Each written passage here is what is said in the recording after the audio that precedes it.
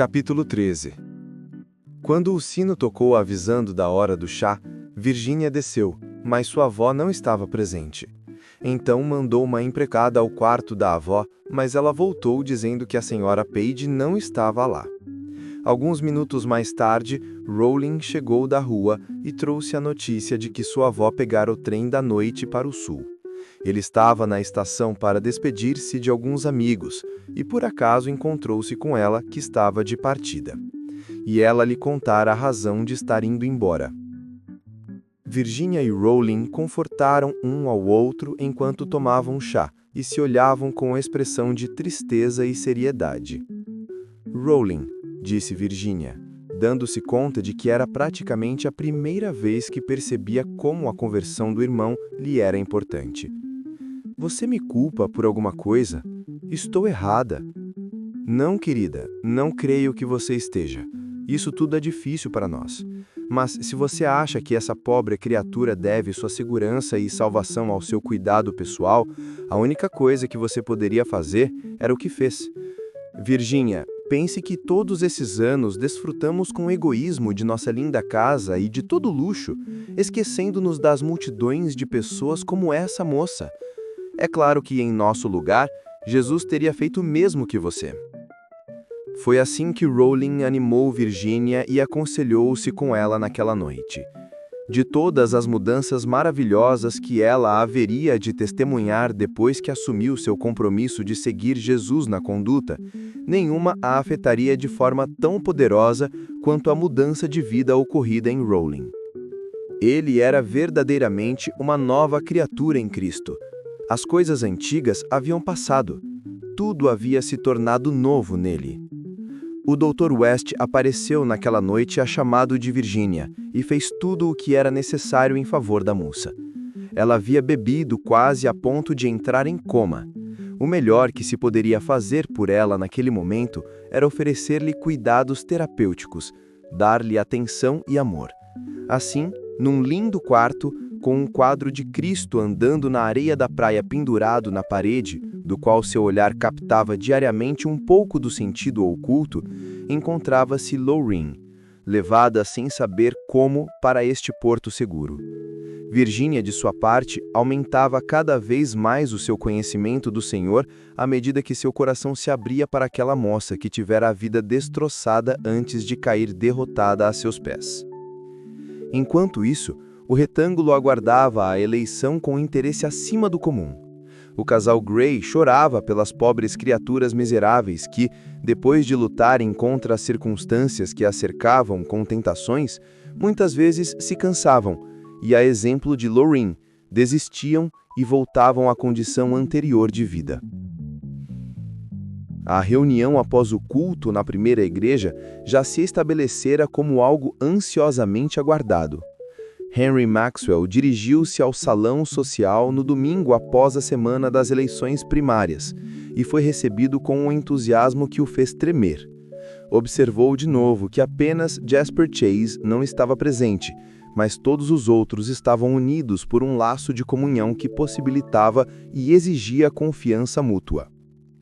O sentimento geral era de que o Espírito de Jesus era o espírito da confissão da experiência aberta e franca. Assim, parecia a coisa mais natural do mundo ver Edward Norman narrar aos demais do grupo detalhes do que se passava em seu jornal. O fato é que perdi muito dinheiro nas últimas 3 semanas. Não sei dizer quanto foi. Todos os dias perco muitos assinantes. O que os assinantes alegam para cancelar a assinatura do jornal? Perguntou o Sr. Maxwell. Todos os outros escutavam com atenção. Há várias razões. Alguns dizem que querem um jornal que publique todas as notícias, referindo-se a detalhes sobre crimes, sensacionalismo em torno das lutas de boxe, escândalos e horrores de toda a caça. Outros não aceitam a extinção da edição de domingo. Perdi centenas de assinantes por causa disso, embora eu mesmo tenha feito acordos satisfatórios com os antigos assinantes, entregando-lhes na edição extra de sábado mais conteúdo do que recebiam com o jornal do domingo. A minha principal perda está na diminuição do número de anunciantes e na posição que fui obrigado a tomar em questões de política. A última decisão me custou mais do que qualquer outra. Boa parte dos meus assinantes está ligada a algum partido. Sou franco em lhes dizer que, se eu continuar com meu plano, sinceramente creio que seria o que Jesus também iria fazer numa abordagem suprapartidária e moral das questões políticas. O Diário de Notícias não poderá pagar suas despesas operacionais, a não ser que possa contar com um fator em Raymond. Então fez uma pausa, e todo o recinto ficou em silêncio. Virginia parecia demonstrar um interesse especial pelo assunto. Seu rosto brilhava de curiosidade. Era como o interesse de alguém que havia pensado muito sobre a mesma coisa que Norman estava para mencionar. O fator a que me refiro é o elemento cristão em Raymond. O diário sofreu pesadas perdas com as pessoas que não têm interesse em apoiar um jornal cristão e com os que esperam que uma publicação dessas sirva apenas para oferecer material que lhes interesse ou os distraia. Será que há verdadeiros cristãos em Raymond que se unirão para sustentar um jornal parecido com o que Jesus provavelmente publicaria? Ou será que os membros das igrejas encontram-se tão acostumados com o jornalismo de sempre que não aceitariam um jornal desprovido de propósito moral e cristão? Devo dizer nesta reunião que, devido às minhas recentes complicações como empresário, fui obrigado a me desfazer de grande parte do meu patrimônio. Apliquei a mesma regra da provável conduta de Jesus a certas transações com outras pessoas que não vivem pela mesma regra, e a consequência foi uma grande perda de dinheiro. De acordo com a promessa que fizemos, acho que a pergunta que deve ser feita não é "isto é viável?", mas todas as nossas ações devem ter como base uma só pergunta: o que faria Jesus? Ao agir pautado nessa regra de conduta, perdi quase todo o dinheiro que ganhei com o jornal. Não preciso descer aos detalhes do assunto.